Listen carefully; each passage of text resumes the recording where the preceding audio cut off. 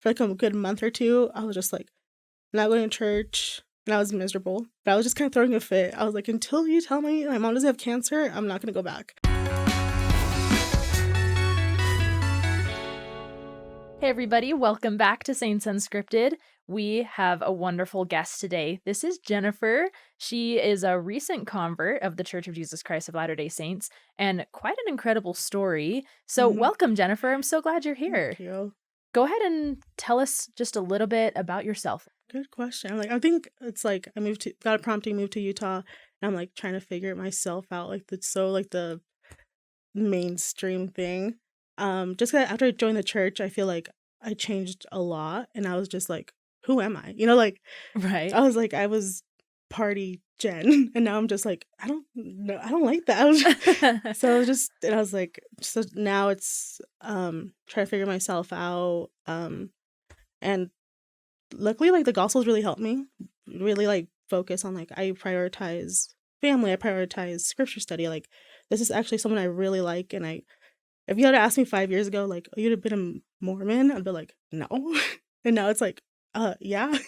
So now I'm just trying to figure it out. And then just when I was in Moses Lake, I think I got baptized there, and I was like growing up in the church there. And now it's like I feel like it's like the part of life of normal members where they leave home. So I'm like, I feel like I just left home, and I'm like, okay, there's no one holding me accountable. If I don't go to church, there's no one like being like, hey, I didn't see you at church. And I'm like, it's all on me. Like I'm just kind of trying to dive in and be like, okay, like this is my routine, and there's no one watching me. So it's like, so it's been actually not hard, but like where I was like, I thought I was going to fall away from the church moving to Utah because there's no one like holding me accountable. But I was like, actually, no, this is who I am. So I was kind of like, oh, I was proud of myself. I was like, okay, I'm going to church.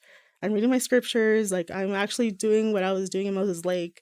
So I was like, okay, I was not influenced to join the church. I actually like this. Oh my gosh, that's amazing. Hey, it sounds like you're in a really good place. And, you said about 5 years ago you wouldn't have even expected to be in this place.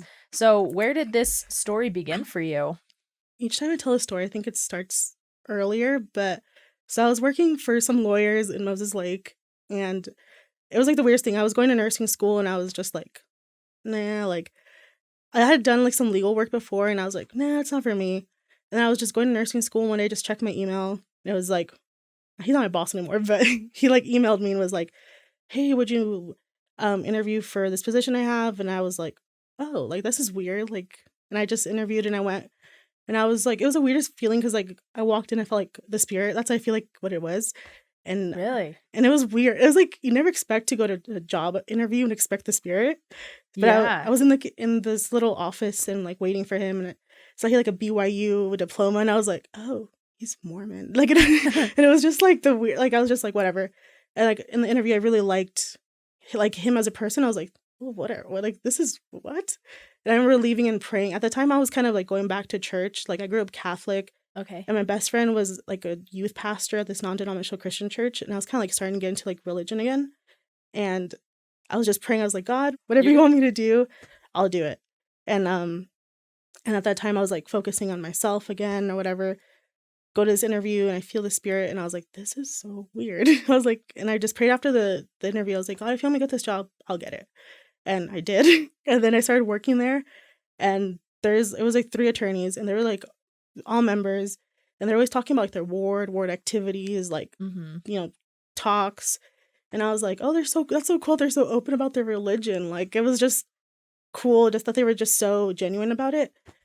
And then at the time I was going to church at the non-denominational Christian church, and I was like, baptism was like in my brain. And like no one interesting. Had you been baptized in the Catholic Church or anything before that? Yeah, I was already baptized. So I was just like, this is so weird. Like I felt like I had to get rebaptized. And I was like, maybe it's at this non-denominational Christian church. And then I was just like, no, like I talked to the pastor, and I was like, I think I'll get baptized. And he's like, oh, then he talked me through like how they do it.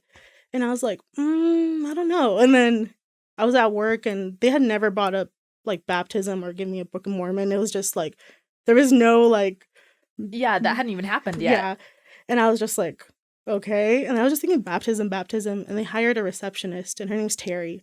And then I became friends with her. And then she's like, she wanted to go to my church, and she was like, she's old, she has like a family, she's older than me, and I was And like, she was a member too? yeah, she was a member, and I Oh, was just like, yeah, sure, like I'll go, and I was like, oh, I don't want to go because I don't know why. I was like, no, just go, and I remember just being like, I think it was probably God, like just go, and I went, and I felt the spirit at church, and I was like, is this a spirit or is it anxiety? I was just kind of, what is this feeling? And then I just kept going and going, and then it was like 3 months in, I had like an unofficial calling, and I hadn't met with the missionaries. Like, I asked questions, but no one was like talking to me about baptism. And I was like, Oh. I thought this church liked to baptize people, and I'm over here like wanting to get baptized, but no one's asking me. Oh my gosh. And I was just like, okay, when is someone going to ask me? Like, and I was just waiting, I think. And then Terry was like, I don't want to pressure you, but when I come over to my house, the missionaries are going to come over and they usually share like a lesson, and you can ask them all the questions. And I was like, yeah. And I was like, yes, finally. And I remember like after church that day, John, like so many bosses, my old boss was like, this special day today. And I was like, I was like, I felt like it was like the elephant in the room of like, we all knew it was happening, but no one wanted to like address it because it would have scared me away. And then I went to dinner, they shared a lesson, and I was like, so why do you guys like to baptize people? I was like trying to like egg them on, like, come on, ask me. They finally Get the hint. literally, like, I was like, come on, guys. And then they asked me, they shared the lesson, and they're like, would you like to get baptized? I was like, yes, finally. And I was like crying. And then, and that's when like I got baptized, and then I like got official calling, and then I was like, God, I love this. I love this church. This is like what I've been looking for. Like, sorry, my whole life. And I was like, okay. And I was like, so I was engrossed in it, and I love it. And then kind of going back, it's like seeing the little seeds that were planted throughout like my whole life. Like if I look back, I grew up in I moved to Royal City, never heard of like the LDS church, and like Royal City is like 75% LDS. And I was like, Oh, is it? yeah, and I was like, oh, like I've never heard of this religion, and all of a sudden all these people are LDS. And I had gone to Mutual like in elementary school, middle school, and like little activities, but I never was like, my best friend was a member, and I didn't even, like, I don't know, it was just like the little seeds of, I even went to like a stake dance once, and I didn't think much of it. And then like going back when I was at Eastern, I remember like being outside my apartment and like these missionaries going up to me and they're like, hey, like, cool squirrel, because there's like a lot of squirrels there. And I was like, yeah, cool squirrel. And I just like darted in into like my apartment. And then later I found out, like after I got baptized, and I posted like I was a member, like my roommate from college was a member. She was like inactive at the time, but I remember going to church with her once. I never asked her what religion she was, but because she never told me she was like a member. And then later she messaged me, she's like, actually, remember that one time I went to church? I'm LDS. And we went to like a YSA, and I was like, what? So I was just kind of like mind blown of the little seeds that were planted, and I didn't realize it until I think God was like, it's time. Yeah, Like, kind of preparing you. yeah, so it's cool. And so you got baptized, you're living life, you're feeling good about your religion. And this all happened within the course of what, a few months, right? 3 or 4 months. Yeah, it was like 4 or 5 months. Yeah. And as you were this new member of the church, what kind of challenges did you face with such a big life change? Like, did you experience like any doubts after that, or were you just, because I know that for most converts, they kind of experience that a little bit when they're new in the church. There's a lot of stuff that, it's a huge life change, right? I'm easily influenced. So like, I think I felt the spirit very strong like a month after I was baptized. And then I was like, am I just easily influenced? 'Cause I really like my bosses. Like, did I not want to disappoint them? I was just like, they never like once brought in employment into it. Like, it was totally separate. But I was like, am I such a people pleaser that I just want to make them happy? Mm. And then like, where it's like, do I just really like the people in my ward and I don't really believe this? So I kind of did like and then my parents were really against it. Like, and my best friend who was like the youth pastor I remember like right before my baptism, she gave me like a DVD of Joseph Smith. She gave me like all these like anti-LDS like podcasts she sent me and like articles, and she's like, read this CES letter. Yeah. And I was just like, no. At the time I was just like, okay, is this spiritual warfare or is this God warning me to like not join this church? Or it's so like right before my baptism, all that was happening, and I was just kind of like I just felt prompted to just do it. And I even moved up my baptism date because I was just like, I know there's something I have to do. Oh, this was before you were baptized. Oh, yeah. Oh, okay. Oh, sorry. Yeah, sorry about that. I think I, for some reason, thought you had already been baptized when you answered that question. But when I asked you that question, but this was leading up to the baptism. Oh, yeah, sorry. Yeah. I think I skipped through all the bad parts. But yeah, there was a lot of spiritual warfare. But after I joined the church, there was also the same feeling of like, am I just being a people pleaser? Like, did I just do this because I want to people please all these like people? So I definitely like, there's a time where I was like, okay, like I'm gonna stop going to church. I'm gonna stop doing all like the LDS stuff and see how I feel. And I was like so miserable. And I was just like, really, this is right. And I remember just going to a temple, and I at the time I wasn't endowed yet, so I did like baptisms, and I was like, this is different. And then I remember I was just like leading up to it. So I went with Terry and her children, and like they did some, and I was like, oh, it's just like getting rebaptized, but like for other people. I was like, this is not weird. People made it seem like it was so weird because I like read some of the anti-LDS stuff. I was like, no, this is not weird. And then I did it, and I was like, God, if this is what I'm supposed to do, like give me a sign, like do something. And then he just gave me like this sense of peace, like in the temple, and then leave the temple. I was like, okay, like this is cool. Like this is what I'm supposed to be doing. But afterwards, my family was really against it, so it was hard to like be active and feel like I wasn't disappointing them because they were like, oh, like you're Catholic, you always be Catholic. And I was like, oh, I don't want to get into like this dispute right now. And then my dad found out I was paying tithing, and he's like, really? You're paying this much into this stupid church? Like he was just like so anti, and he's like, why don't you give me that money? And I was like, well, I was like, no. But he's like, there's no, like, my dad just got really into it with me. He was just like, there's nowhere in the Bible where it says you pay tithing. And I was like, Alex, just kind of like, I don't know, just kind of like, there's debates at home. And then finally he kind of realized like, oh, you're a better person. Like, I think he just saw like I was less emotional, or I would react less emotionally, or I was just different. Saw like a good change in you, yeah. And then we went to Mexico, and all my family's Catholic, and they were like, they didn't know how to act around me. So they're like, oh, like, can I not say this? Can I not do this? I was like, you act however you want. Like, but I think he was really impressed because like everybody was drinking, and I used to be a very like alcohol was like my thing.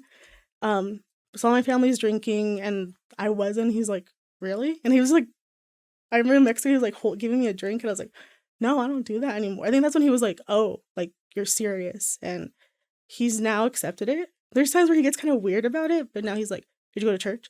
Like there's a time where I was really mad at God, and like I wasn't going to church. I was just, my mom had just been kind of, sorry, I start crying. So it was like I was a member for like a year and a half, 2 years, and I was pretty strong. Like I was like active, like went to church, and then my mom got this cancer scare, and I was just like, really, bro? Like I've done all this, like I got baptized, like I've been faithful, like I've gotten down, like so I got like really upset, and I was just stopped going to church. I was like, I need a break. I need a break from you. And I knew like in my mind, I was like, you're overreacting. Like this isn't, God is giving this trial. Sorry, giving you this trial for a reason. Calm down. And I was like, no, like I'm gonna throw a fit, and God's gonna like, fix it if I throw a fit. And like that didn't happen. And so I think for like a good month or two, I was just like not going to church, and I was miserable. And I was just like, I knew like I had to go back, but I was just kind of throwing a fit. I was like, until you tell me my mom doesn't have cancer, I'm not gonna go back. Until finally, like a friend who was actually inactive was like, bro, go to church. I was like, no, you go to church. Your friend who was inactive told you that? Yeah. Good friend. And he was, and now like if he watches this, I'll be like, told you, Hank. And he was like, you have to go to church. I was like, no, I don't. And he's like, go to church. And so it was like this debate of, and I was like, fine, I'll go. And then like I went to church, and it was like the craziest thing because at the time I'd gone to stake calling for like girls camp. I was like the YCL leader, and I had to go to different wards and talk to the young women. And someone asked for like the Wi-Fi password, and it was like Alma 3738. If you're in Moses Lake, that's the password for like. I think that's the password for the whole church. Oh, all the church buildings. Well, now everybody, we've got good information here for you guys. If you want free Wi-Fi, go to. Just kidding. It's actually just like Alma 37. And it was someone asked for the Wi-Fi password, and I was like, "Oh, Alma 37, 38." Um, and then that's NYSA. They had a speaker that gave that same like a talk on that scripture study. I looked it up, and I was like, "Ah, I wish I could. I didn't get better reading my scriptures, but like that, I read that, and I was like, oh, this is like resonating to me."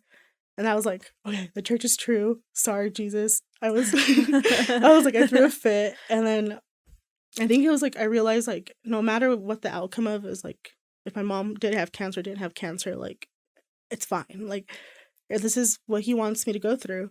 And then she didn't have cancer. I was like, oh Oh, she didn't? no. Good. I was like, man. I was like, you need to go through all this, but it was like one of those lessons that brought my family closer, and definitely like I think proved to me like no matter what trial I give you, you're gonna be okay. Like doesn't matter like if it sucks right now, like this is what I want you to go through and it's gonna be fine. So I think like going through different trials after that one, I was like, I freak out at first, but I'm like, no, it's gonna be fine. Like he got me. He has me. I think that's something that's beautiful about the gospel, and something that, I've been a member my whole life, so I don't really, I haven't like seen the stark contrast from not having it in my life to having it.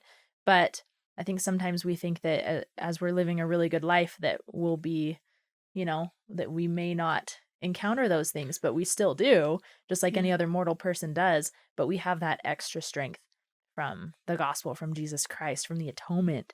And I think Mhm. that's what helps us so much in those times of trial. So Yeah. I think that's cool that you were able to kind of like experience that. Not that it's good Yeah. that your mom had a cancer scare, like that's never a fun thing or a good thing, but something that you were able to kind of establish a foundation on, like, hey, like Jesus is always there. Looking back, it was one of those things where it's like he doesn't want to give these like I mean he does want to give us these trials, but he's like he's Hmm. not doing it out of hate. Like he's doing it like it doesn't help you grow and be a better person. And definitely like my mentality has changed through the gospel. Where I think when I first got baptized, I was like, oh, getting baptized and getting this like receiving the Holy Ghost will fix all my problems. I'll never have trials. I'll never go through anything.